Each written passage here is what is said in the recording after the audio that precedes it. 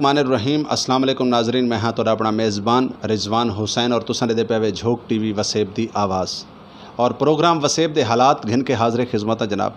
और सारे नाल मौजूद हैं जनाब अजमल खामोश साहब। असां इन्हां कोल पुछने कि इन्हां दियां काफ़ी दिहाड़ियां तो अखबार दे उत्ते, प्रिंट मीडिया ते, टीवी चैनलों ते, सोशल मीडिया ते बड़ियां खबरां वायरल थींदियां पईयां। ये क्या मामलात हैं और एक इहदे विच इहदा पसे परदर क्या है, इहदे बारे साकू दस्से सन। जी अजमल भाई। जी बिस्मिल्लाह रिजवान भाई, बहुत मेहरबानी, अल्लाह मौला खुश रखे। कुछ तुसी हकीकत जान के तुहानूं अजीब लगसी कि मैं जिस ग्रुप का वोटर हाँ 3 नस्लों तो, सैयद ग्रुप का मैं वोटर हाँ 3 नस्लों तो, रिपीट हो गई, जिस ग्रुप का मैं वोटर हाँ 3 नस्लों तो वही मेरे उत्ते परचे करा रहा है, झूठियां दरखास्तां दिवा रहा है। मगर अगर सैयद खुद नहीं दिवा रहा, वह मुंशी दिवा रहा है, वह मैनेजर दिवा रहा है, वह कोई भी करंदा अगर दिवा रहा है तो उनका जिम्मेदार मालिक है, वो असी तो नहीं हाँ जी। मैं जिस ग्रुप का वोटर हाँ वही मेरे उत्ते परचे करवा रहे हैं। पिछले दिनों एक कब्जा होया है, बजुर्ग साडा माहर मुराद सड्डल, उन्होंने ज़मीन के विच रात को अंब ला दिते गए, रात को तो सुबह उन्होंने आके मालका ने अंब खोल दिते, पट दिते। उन्हें आख्या बाबा क्यों लाए ने, तो वह जो लावन वाला है मुदई समर अब्बास, उनका जवाई भी है उस बुजुर्ग का, उस घर परने भी है, तो वो ज़बरदस्ती कब्जा करना चाहता है। उसनों मुखालफा ने पकड़िया, समर अब्बास को जाए अंब लाए हैं ज़बरदस्ती। वो शहबाज चदराड़े, वो इन्हों का मुंशी है, सैदा का अली अकबर का मुंशी है गालबन। उन्हें जाके दरखास्त थाना सरायसी तो दरखास्त दे दी उस बुजुर्ग के खिलाफ कि मेरे अंब लगे हुए पट्टे गए। जो पुलिस ने तहकीक की तो वो झूठे साबित हुए दरखास्त देने वाले। हालांकि चाहिए है पुलिस नूं कि झूठी दरखास्त देने वाले ते भी परचा होंदा है, मगर पुलिस लैन देन कर दी है, सीधी गल है। उन्होंने उस मामले नूं उत्थां ही दबा दिता। उस तो बाद जो ये मसला खत्म होया, इसे मसले नूं असी हैंडल किया और बजुर्ग जो 2-3 दफ़ा मेरे अगे आके रुना, मेरा गाँव जो वही है, मेरा इलाका है, तो मेरे को रोंदा रोंदा चुप ना होवे। बजुर्ग है 80-70 साल का, तो मैनू इस चीज़ का दिली दुख होया। मैं मैंबर भी हूँ कुछ तनजीमां का, इस वास्ते मैं उस आवाज़ में जो बुलंद किया तो उन्होंने जनाब अली बाजारी जुबान असी सदने लूज जुबान दे विच उन्होंने मैसेज किए जोड़े कि सबूत हैं, इसलिए भी मैं पेश कर सकना। DPO साहब नूं भी, थाने साहब मुतलका थाने नूं भी पेश कर सकदा।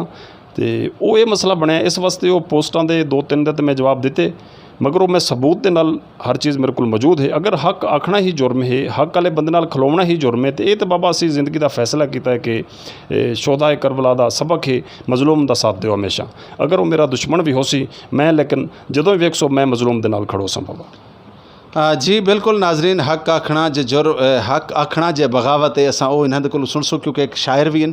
अच्छा, तुहाडा जुर्म सिर्फ इतना है कि तुसां उन्हां दी आवाज़ बने हुए, तुसां उन्हां दा साथ दिता है और अज तुहाडे ते भी दरखास्तबाजी और तुहाडे ते मतलब कानूनी कार्रवाई करें। रिजवान भाई इस तरह है कि अगर मेरी फैमिली नूं तंग किया जाता है, मेरी बस्ती के कोई 12-14 घर ने, 12 टबर ने, उन्होंने विच पुलिस रात को जाके रेड कर दी है बगैर किसी हील हुज्जत दे, झूठी दरखास्त है।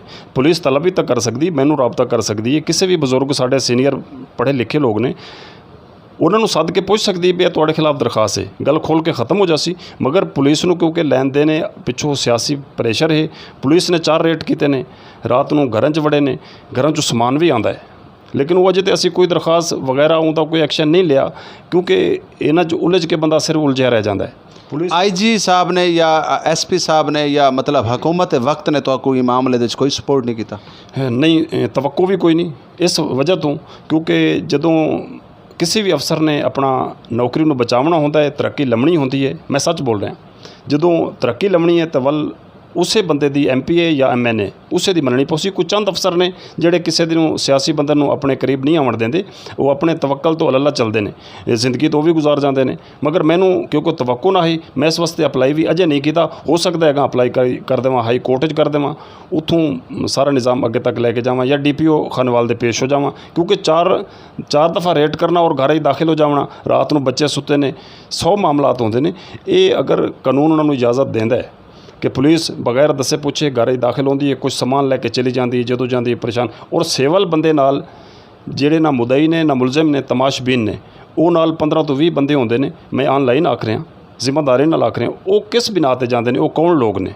चादर 4 दीवारी का तकद्दस पामाल करके तुहाडे बिल्कुल किया गया जी, टिका के किया गया जी।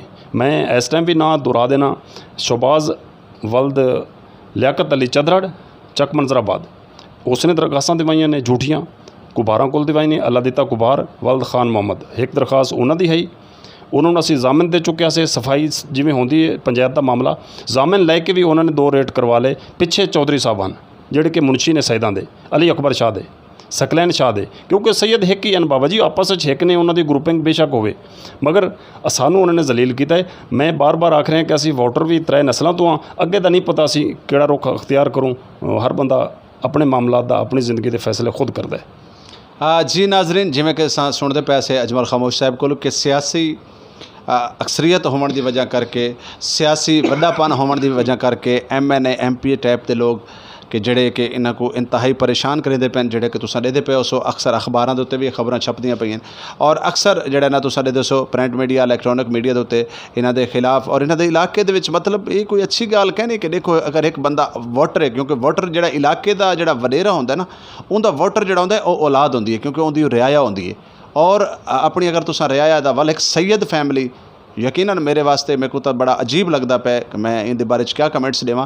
तो अच्छा हुण तुसां हुकूमत वक्त को इन हवाले नाल क्या पैगाम? मैं दरखास्त DPO खानेवाल, IG साहब और वज़ीर आला पंजाब कम अज़ कम मैं दरखास्त कर रहा कि अगर मेरा माली और जानी कोई भी नुकसान होंदा है, पहले तो मैनू तहफ़ुज़ दिता जाए, क्योंकि उन्होंने मैनू मैसेज किए ने, फोन कराए ने कि गड्डी के शीशे तोड़ दिसां, तो अगवा कर लिसां वगैरह वगैरह। वो मैसेज मौजूद ने, उन्होंने जो वाहियात बोलना है बोलिया।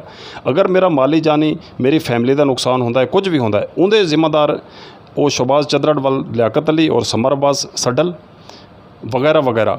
और सरप्रस्ती जी मैं दस चुका कौन कर रहा, सियासी बंदे ने, सियासी बंदे क्यों पता नहीं उन्होंने पोस्ट। सर हुण तुसां इस टाइम हुकूमत कोलों या पंजाब पुलिस कोलों क्या अपने वास्ते दिफा चाहते हो? मैं दिफा ये चाहना बाबा जी कि जेडे झूठे दरखास्तां देवन वाले उन्होंने परचा दिता जाए, उन्होंने अजाला किया जाए, लोगों को क्यों बेजार किया गया है। मैं आन दे रिकॉर्ड आख रहा, ये लाइव आख रहा कि डाकू बदमाश पुलिस पैदा कर रही है। शरीफ बंदे ने जो इंसाफ ना मिल सी, क्या वो शराफत दे रह जासी, शराफत छोड़ दे सी। अगर असी मेरा 4 साल तो मतलब मैं एहतजाज खड़ा कि बाबा जी हक नू हक आखो, हक ते खड़े रह जाओ। मैं 4 किताबां दा मुसन्निफ भी हाँ, 4 तो 5 किताबां दा, क्या मैं कलम छोड़ना दे सां? मैं अगर पोस्टां ला रहा अपने दिफा दे विच, अपने हक नू बुलंद कर रहा, तो इहदा मतलब है कि मैं पहला कदम ले लिया है। मैं मजबूर हो गया, मैं परेशान हो गया। मेरी शराफत क्या गैरतमंद पाकिस्तान नहीं रह सकता ਜਿਹੜਾ अपनी मजदूरी करके, अपने कलम की मजदूरी करके जीवना चाहता है, उसनों क्या हक पाकिस्तान जीवन का नहीं है?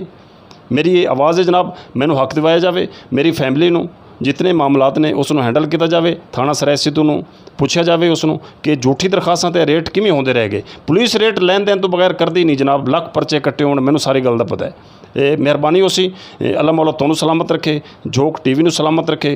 मेरा कोई माली जानी नुकसान हो सी, उनके सैयद ग्रुप जिम्मेदार है, उनके करंदे जिम्मेदार हैं जिन्हां ते मैं नाम पहले लै चुका। बहुत शुक्रिया जनाब। जी नाजरीन, तुसां ने पे झोक TV वसेब दी आवाज़ और प्रोग्राम वसेब दे हालात घिन के मैं तुहाडे नाल हाज़िर खिदमत में जनाब। तुहाडा अपना मेज़बान, तुहाडा अपना खादिम, तुहाडा अपना नौकर रिजवान हुसैन। और हुण मैं कोई इजाज़त देसो, बहुत मेहरबानी।